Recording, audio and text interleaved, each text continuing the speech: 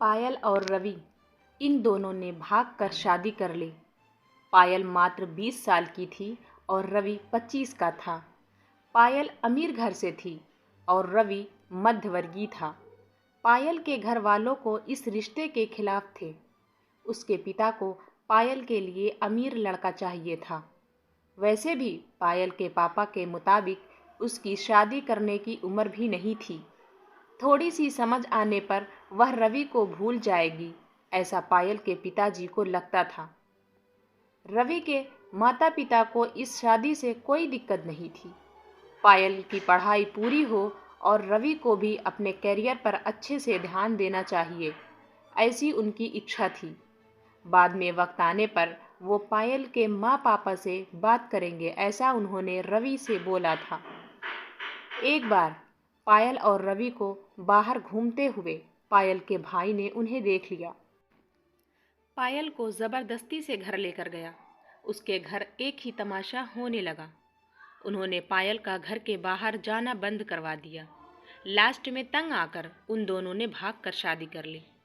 पायल के घर वालों ने उससे सारे रिश्ते तोड़ दिए। तुम कभी भी खुश नहीं रहोगी, ऐसी उसे बद्दुआ दी। रवि के घर वालों को उनका विरोध नहीं था, पर उन दोनों ने लिया हुआ निर्णय उसके माँ पापा को पसंद नहीं आया। हमें एक बार बताया तो होता, हम कोई ना कोई मदद कर सकते थे। हम पायल के घर वालों से इस बारे में बात करते, ऐसे रवि को उन्होंने कहा। पर अब जो हुआ सो हुआ।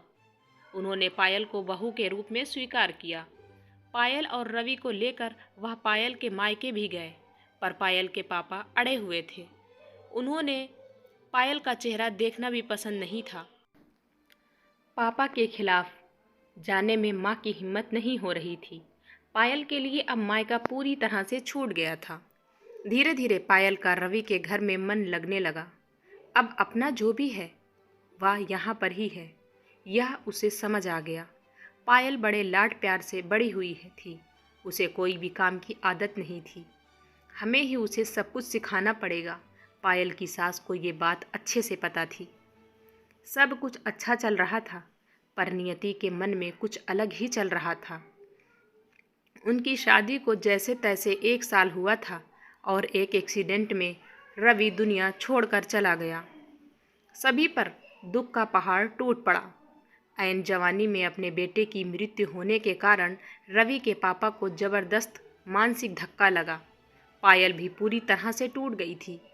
अभी तो उनकी गृहस्थी शुरू ही हुई थी। पायल के मायके वालों को भी यह बात मालूम पड़ी। तब भी पायल के मायके वाले कोई भी नहीं आए। रवि की माँ इन सब में धैर्य से बर्ताव कर रही थी। रवि के अंतिम संस्कार का कार्य निपटाकर उन्होंने पायल को उसके मायके छोड़ आने का निर्णय पक्का किया। पायल अपने मायके जाने के लिए तैयार नहीं थी। उन्होंने पायल को बहुत समझाने की कोशिश की। बेटी, तुम्हारे सामने पूरी ज़िंदगी पड़ी है, इसे बर्बाद मत करो। मैं बात करूंगी तुम्हारे माँ बाप से। ज़रूरत पड़ी तो मैं उनके पैर तक पकड़ लूँगी। उसे समझा कर वह उसे उसके मायके लेकर गए, पर वहाँ भी उन्हें निराशा ही मिली। उसके मायके वालों का गुस्सा पायल पर से कम नहीं हुआ था। रवि की माँ ने बहुत मनाने के बाद भी उन्होंने पायल को माफ़ नहीं किया। उसके पापा ने कहा, आपको वह बोझ लग रही होगी तो उसे कुएं में ढकेल दो।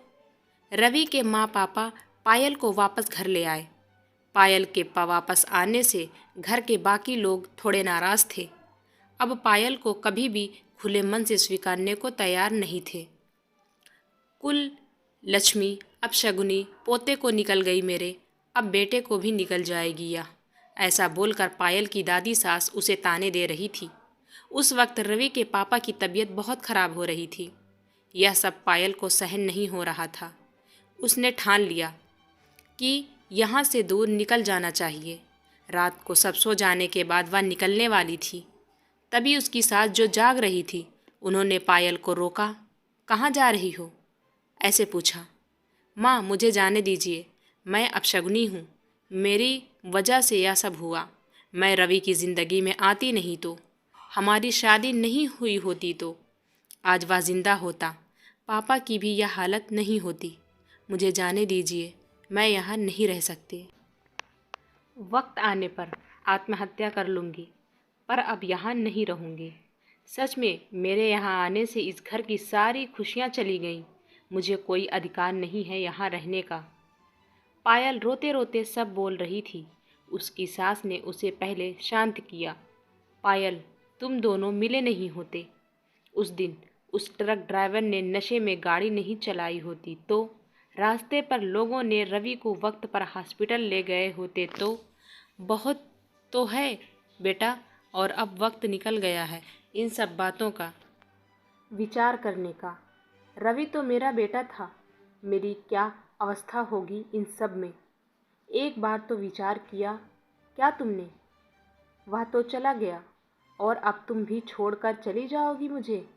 पायल, तुम मुझ पर बोझ थी, इसलिए मैं तुम्हें तुम्हारे मायके छोड़ने नहीं गई थी। तुम्हारे सामने पूरी ज़िंदगी है।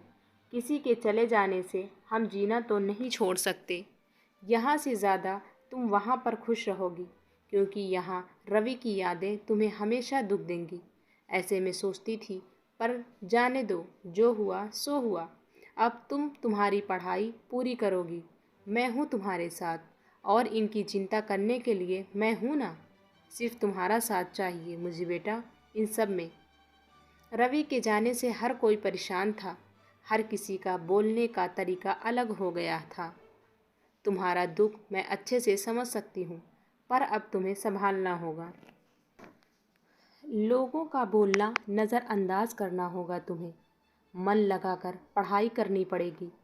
तुम कोई भी गलत फैसला नहीं लोगी, इसका मुझे वचन दो। मैंने मेरा जवान बेटा गंवाया है और अब बेटी को नहीं खोना चाहती। सास की बातें सुनकर पायल को रोना आ गया। उसने सास को गले लगाया। माँ, मैं कहीं नहीं जाऊंगी आपको छोड़कर। आप जैसा बोलोगी वैसा ही मैं करूंगी। पायल की सास भी मन भर के रोईं। आज पहली बार उनका दुख फूट फूट कर बाहर आया था। आगे पायल ने मन लगाकर पढ़ाई की। बहू नहीं, वह उस घर की बेटी बनी। बहुत सारे ताने, बुरी बातें सुनी उसने। हर एक राह पर उसकी सास उसके साथ थी। वह दोनों एक दूसरे की ताकत बनी। पायल IAS अधिकारी बनी। अब उसे दोष देने वाले लोगों का मुंह बंद हो गया।